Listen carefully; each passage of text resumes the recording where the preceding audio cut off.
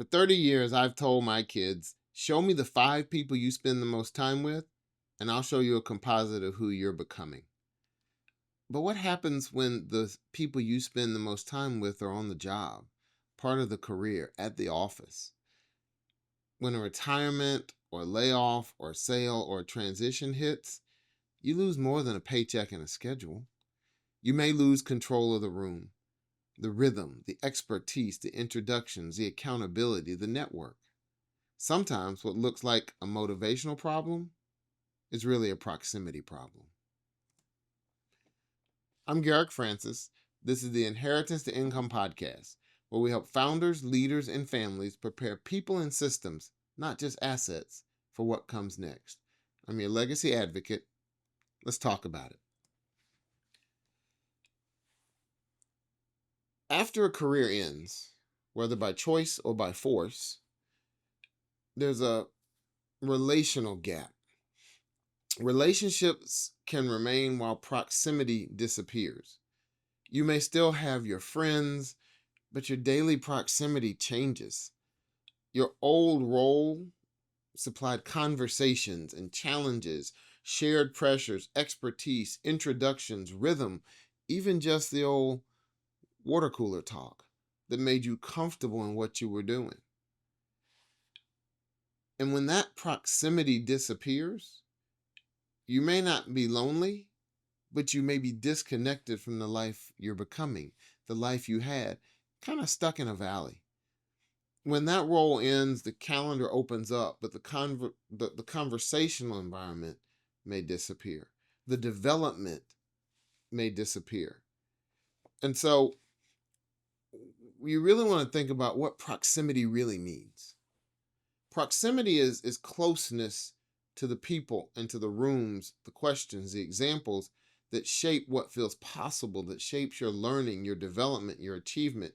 It affects what you discuss, what you attempt, what you avoid, and what you normalize. That proximity is important because it creates an access. It creates access to a language and to courage and to accountability and to imagination, innovation. It enables you to overcome your fears. It enables you to be vulnerable and tell people what's pulling you down. And so that proximity is something that is very important no matter what season of life that you may be in. And a new season may certainly require new proximity because the assignment has changed. What you're seeking to achieve has changed. Your purpose has changed. And so when you're really thinking about how do I create proximity in a new season, not everything has to change, but something has to change. The people around you, their roles may change. You have to make room for new people. You have to think about how am I going to get to where I'm going, what my purpose is about. How am I going to achieve my professional goals, my philanthropic goals, my spiritual goals, my recreational goals? Are the people from my old season and my old circle available to me? Are they interested in the same things that I'm interested in now? As you change and grow and mature, even if you're at a mature age, some of those things are going to shift.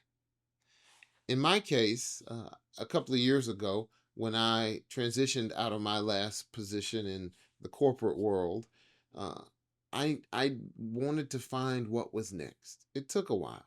But then I found different communities that remained, even though their roles shifted, and I found different communities to join and become a part of. My church community and the men's group at Kingdom Fellowship remained an anchor.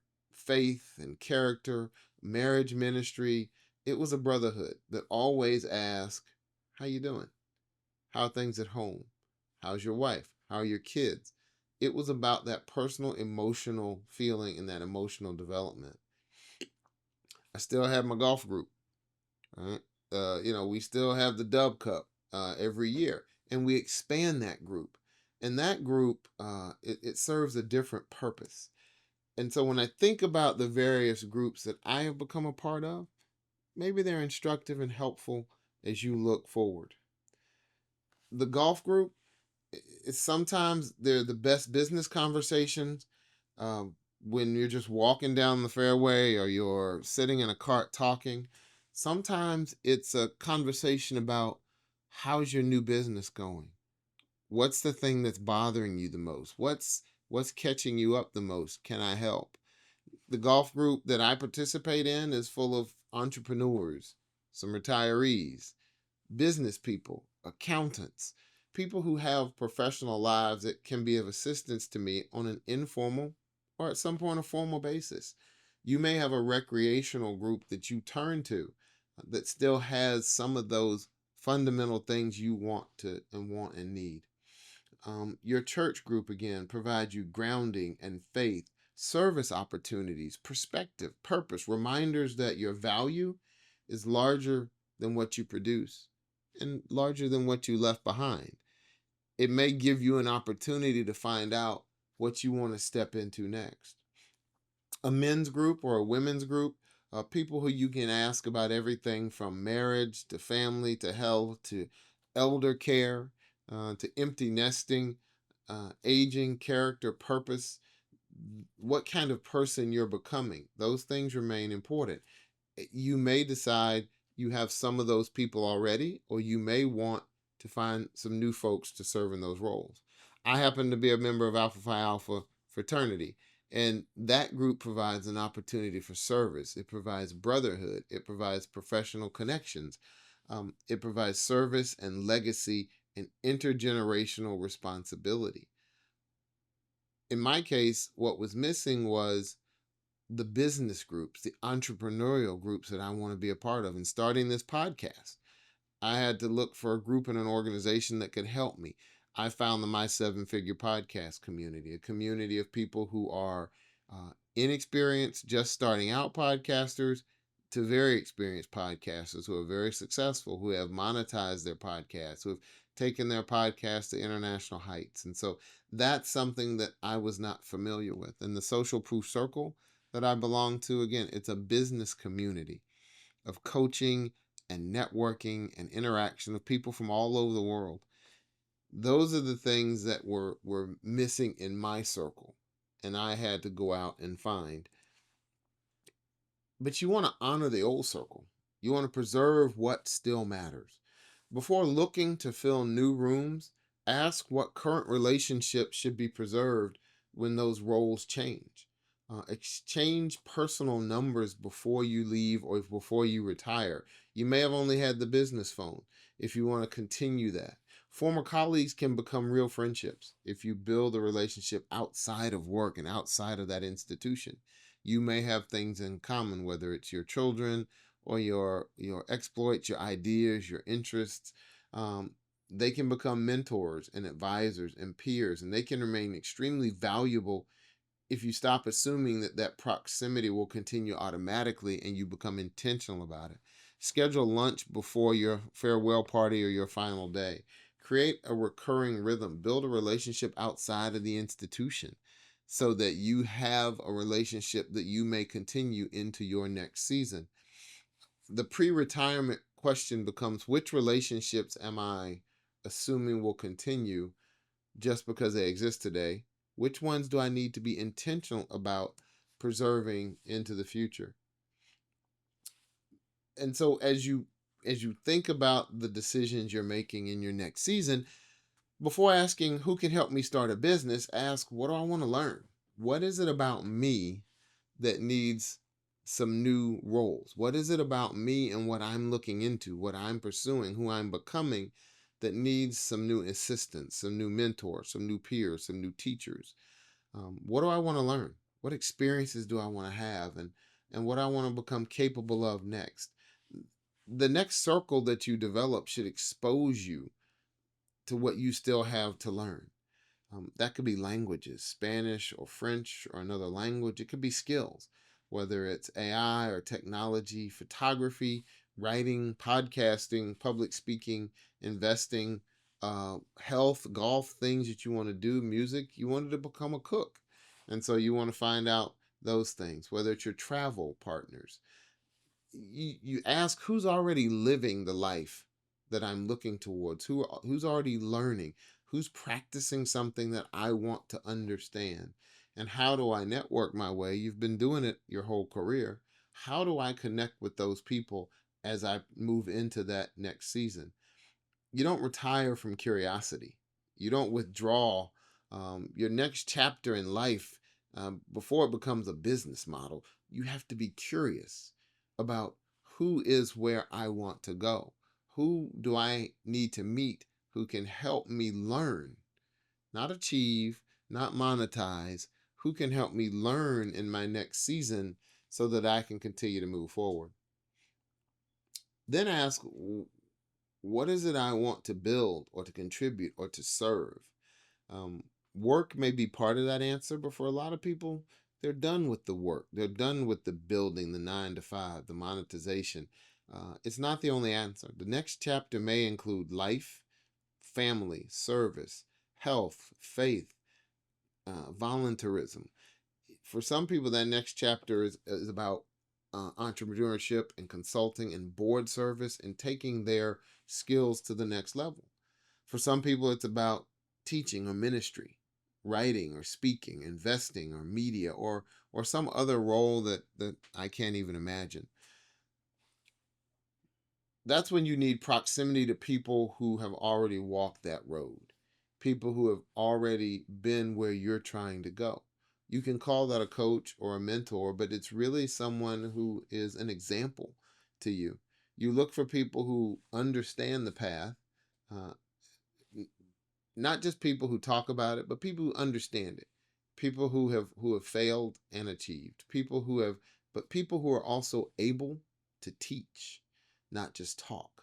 You want to find people who can help you learn where it is you want to go. Don't build a circle around status, or don't build a circle around monetization. Build it around what your next chapter really requires. Find out where these people already gather, online and in person.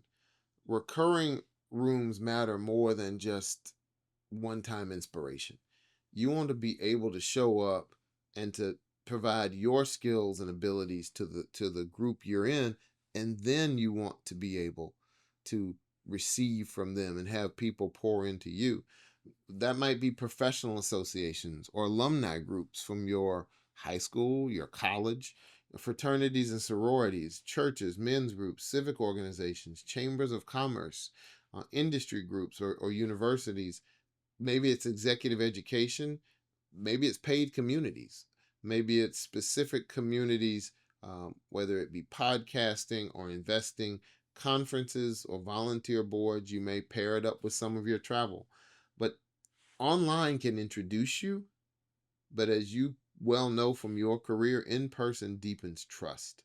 When you get in the room with people, you look them in the face, you look them in the eye, you begin to get to know each other, to like each other, to trust each other. Three of the things that in any business are really important, in any endeavor are really important.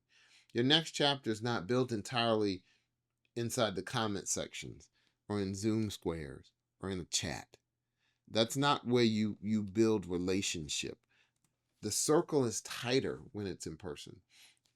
And you want to enter a new room as a contributor, not as just a collector, not as someone who's just there to get. Um, don't walk into every room asking what people can do for you. The famous John Kennedy quote: "Ask what you can do for them." Ask what you can share from your decades of experience, from your judgment, your relationships. What value do you offer to that circle in that room? That's the price of membership. A younger creator may teach you digital or AI or to innovative speed. You may teach patience and discernment and networking and leadership and responsibility. There's an exchange of ideas, there's an exchange of values. The strongest circles, I find, are not collections of useful people. They're people becoming useful to one another. They're people who are wanting to be there to serve others and to help others. Um, it needs experienced leaders. It needs new bright minds, just like your career did, just like your job did. So you want to make sure that you're looking out for those types of things. And then find someone who asks better questions. The first question may be, how's business going? But the deeper question, the second question, becomes the last time you said that your website would be live by, is it live? Give me a date. It's an accountability partner, someone whose first question might be, how is the book? But the second question, the better question is, you talked about writing this book for several years. You have the experience. What's holding you back? You want to find people who ask you the deeper questions, the learning questions, so that in your circle, again, there's value. Encouragement really feels good, but accountability creates movement. Whether that's in learning a language or learning a skill or building a business or building an enterprise or taking on something that you have never taken on before. Those are the kinds of things that in your group, people keep asking. And so you want to make sure that people are prompting you to learn, not just to lead. And so as I think about it and reflect back, I'd encourage you to do the 4 names exercise. Take out a piece of paper and a pencil or pen right now and write down the names of 4 people.